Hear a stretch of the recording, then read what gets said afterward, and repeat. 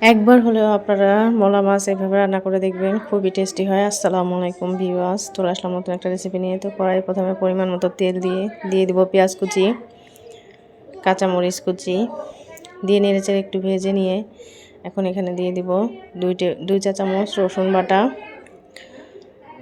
দিয়ে নেড়েচেড়ে এখন দিয়ে দিব পরিমাণ মতো লবণ, হলুদের গুঁড়া 1 চা চামচ, জিরা গুঁড়া 1 চা চামচ, শুকনো মরিচের গুঁড়া 1 চা চামচ দিয়ে নেড়েচেড়ে কিছুক্ষণ রান্না করে এখন এখানে সামান্য পরিমাণে পানি দেবো মশলা কষানোর জন্য।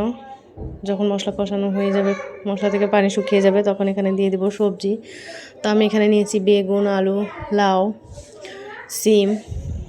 তো এগুলো দিয়ে কিছুক্ষণ কষানো হয়ে গেলে এখানে ঝোলের জন্য পানি দিয়ে দিব।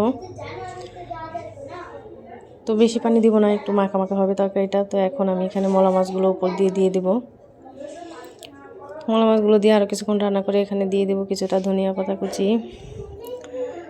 কুচি দিয়ে আরও কিছুক্ষণ রান্না করে ব্যাস নামিয়ে নেব। এভাবে আপনারা মলা মাছ একবার হলেও ট্রাই করে দেখবেন, খুবই টেস্টি হয়। ভিডিওটা ভালো লাগলে লাইক করুন।